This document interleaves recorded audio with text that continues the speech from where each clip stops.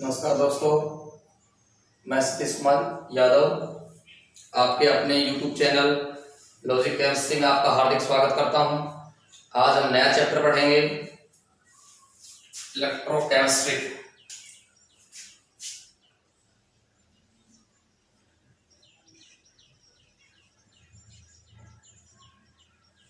Lesson 3 है।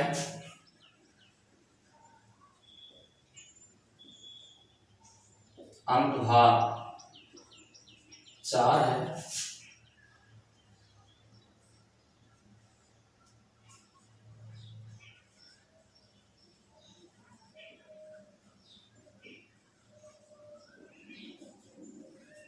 Electrochemistry.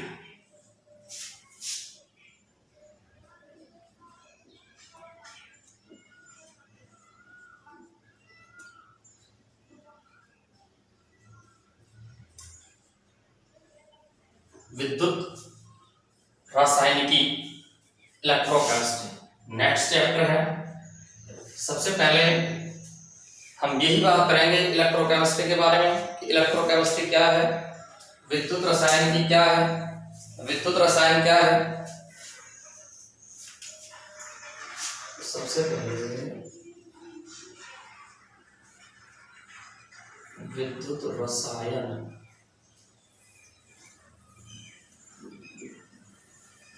विद्युत रसायनिकी या विद्युत रसायन रासायनिक विज्ञान की वह शाखा जिसके अंतर्गत रासायनिक ऊर्जा को विद्युत ऊर्जा में और विद्युत ऊर्जा को रासायनिक ऊर्जा में परिवर्तन का अध्ययन किया जाता है, उसे विद्युत रसायनिकी या विद्युत रसायन इलेक्ट्रोकेमिस्ट्री कहते हैं।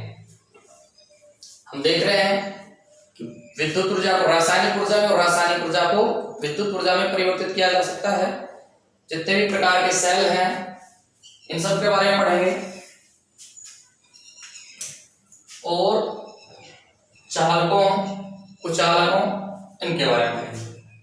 सबसे पहले है सुचालक।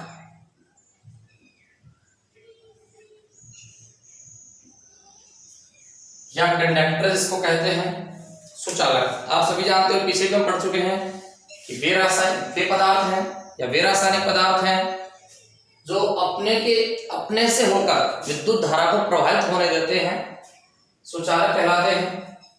और विभिन्न प्रकार की जो धातुएं हैं वो सुचालक होती हैं।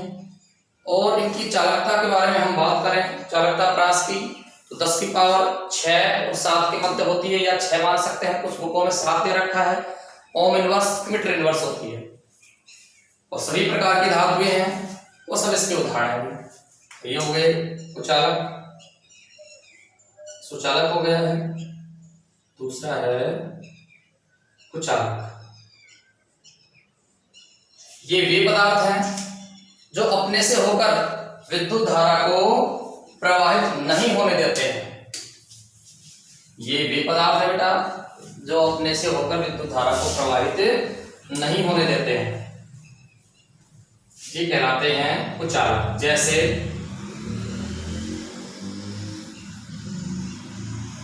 सूखी लकड़ी,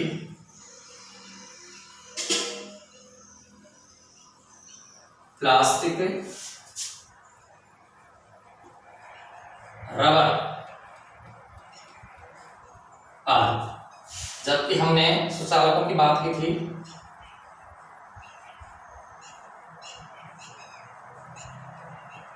विभिन्न प्रकार की धातु, सभी विद्युत के क्या होते हैं, सुचालक। अब बात करेंगे सुचालक। सुचालक पदार्थ वो 2 प्रकार के होते हैं।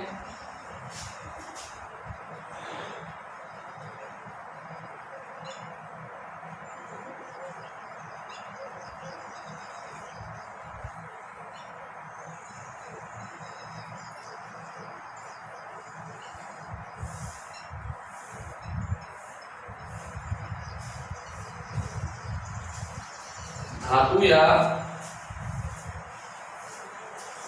इलेक्ट्रॉनिक चालक।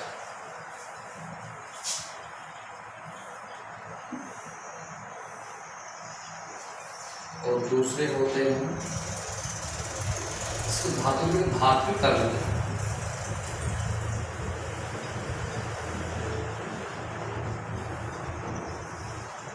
धात्विक या इलेक्ट्रॉनिक चालक। तो दूसरा होता है विद्युत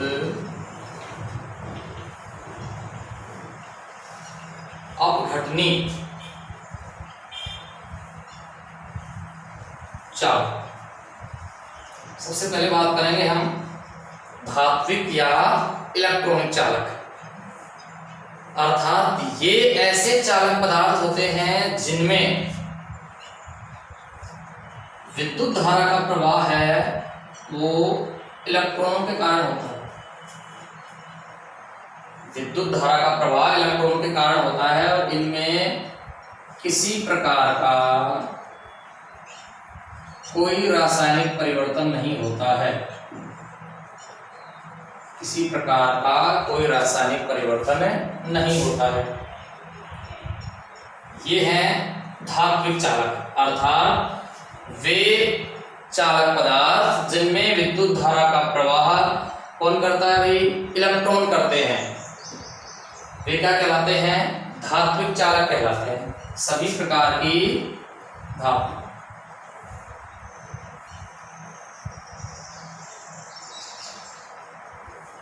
अब धात्विक चालकों को प्रभावित करने वाले कारक।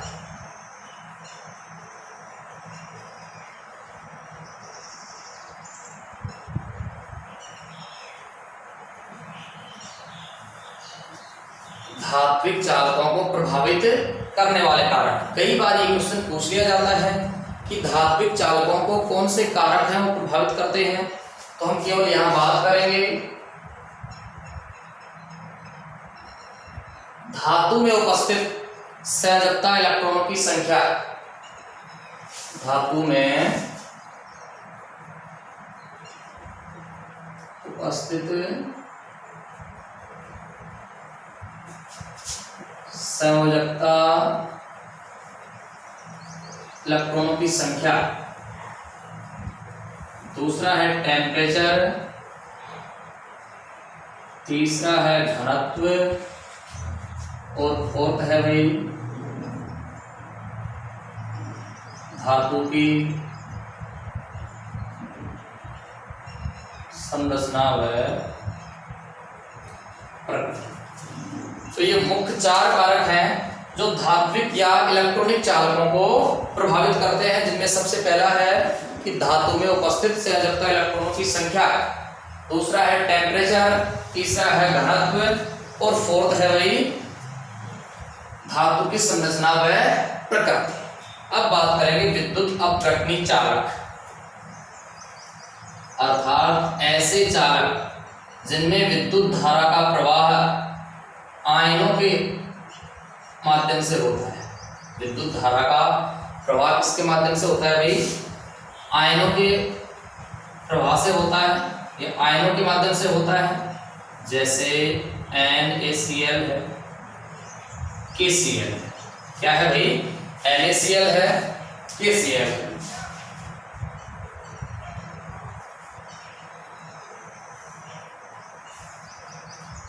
अब इसमें बात करेंगे, इनको अपन विद्युत अपघट्य पदार्थ भी कह सकते हैं। इसको साफ कर लेता हूं।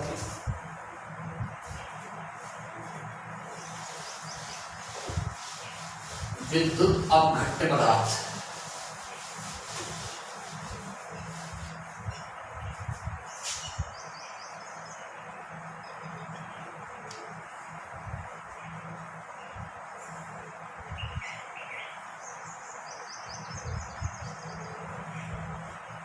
बात करेंगे विद्युत अपघट्य पदार्थ की।